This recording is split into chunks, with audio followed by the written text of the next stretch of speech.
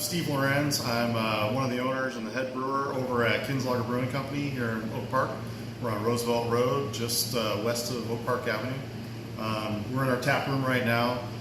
It's a nice place to come by and have some of our beer, get some really fresh beer, some of the beer that we don't distribute widely.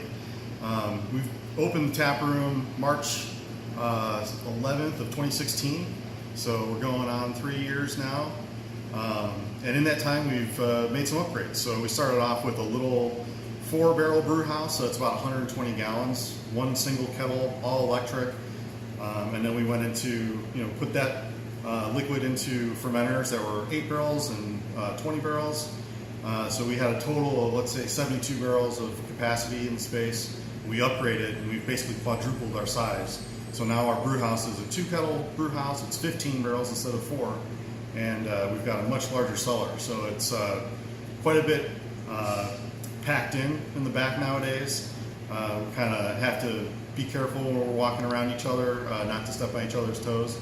But we're enjoying it. We're making a lot more beer for our thirsty customers who seem to be liking the beer. So that makes us happy. And if you want, we can go in the back and take a look at it. So this is the new Kinslahger. We got our brew house over here. This is our cellar. This is all of our fermentation tanks. As a brewer, I guess, my job is really to make sugar water. And then we add yeast to it, and the yeast make it beer. So here's the place where we actually make that sugary liquid. We add all of our malt, our grain into the hot water in this tank and stirs it around. And that actually breaks up starch and creates sugar. And then we drain it out of this. And it goes into this next kettle over here. This is where we boil it. We add our hops to it. Makes the hops bitter. Gives it aroma, gives it flavor. And then we pump it out of this tank through this heat exchanger to make it cold. And it goes into one of these tanks where we add yeast. And then in about a month we got beer. We bring in a mobile canner. They actually take it off their trailer and roll it into the empty space that we have over here. And then we basically hook up our tank to the canning line and can it right here, put it in the cooler, and then it goes out the back to distributors. Or into the tap room and, out to like various bars and restaurants and things like that. 16-ounce 4-packs of most of our beer. Those, we basically, there's 2 flagships that we have out right now. The Pilsner and Chicago Common. Chicago Common's our own style. We're actually working on Chicago Common today. We're actually purifying it. Going through these over here into our centrifuge, which takes off any yeast that's still in suspension, makes it clearer, and then it's ready for packaging. So we'll actually be packaging this within the next week. We'll go into cans, kegs. Kegs will go out to restaurants and bars here in the tap room, and then the cans will go out to your favorite stops like Sugar Bee, Pete's, places around town. Well, you can just about always find us over at Obsessed Kitchen and Lounge. Over at Scratch on Lake. They generally always have the Pilsner there. So we've got a lot of really good customers here in the area that, have just been knocking it out of the park for us and getting us out there in front of people. Avenue Ale House has been one of them. So yeah, we're very fortunate to have a lot of local support. Renaissance has their raised bar at the top on their rooftop. That's a nice place in the summer to go get our beer. We're going out further west too, a lot of suburbs. So yeah, we're getting out there a lot further than we have been in the past. It's really good. It's fun.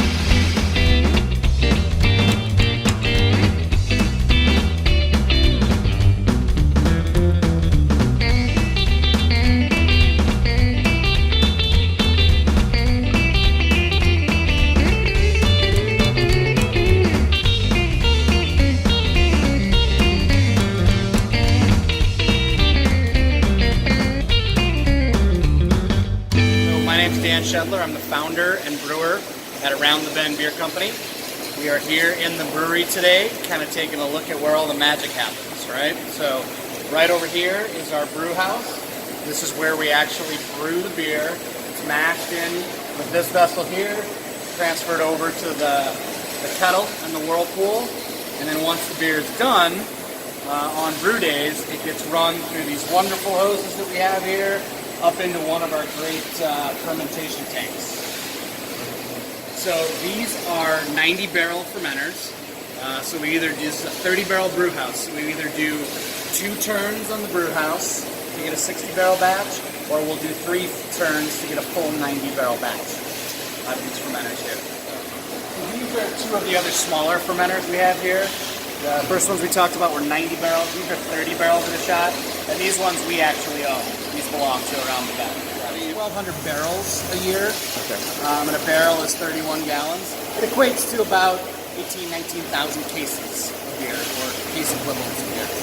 So Around the Bend sold our first keg into market in spring of 2015. So it's been a little over 3 years now that we've been up and running.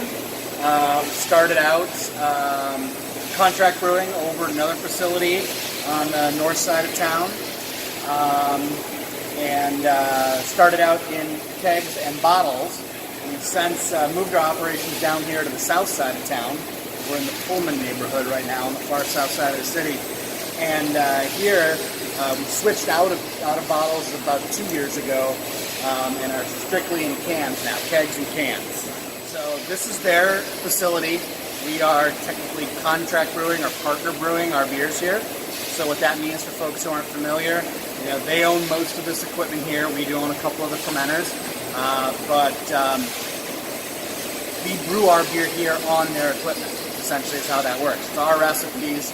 We take it out to market with our own distributor, our own sales force, promote it ourselves. But it just helps. It's a way in the craft beer community that's helped a lot of breweries get started on a lower cost fashion. There's a lot of breweries in this country that started that way. Sam Adams started that way and still brews the preponderance of their beer on contract. Half Acre here in town started that way. Three Floyd started that way. So we're in good company in terms of contract brewers. But we do all of our own label design, and like I said, we create the recipes ourselves, and then come here and work with the brewers at Burn City to actually get it made and get it done. So, and luckily you guys are here today on a package day. We're packaging off Villainous, which is our IPA. So we'll go over there in a minute to the canning line and show you how that process works. As you can see here, we've got cans coming down off the depalletizer right now, and they go through the twist rinse, right? And then they'll come on down off this line here, and they go right into the filler. These 7 heads right here, which are going to fill the beer.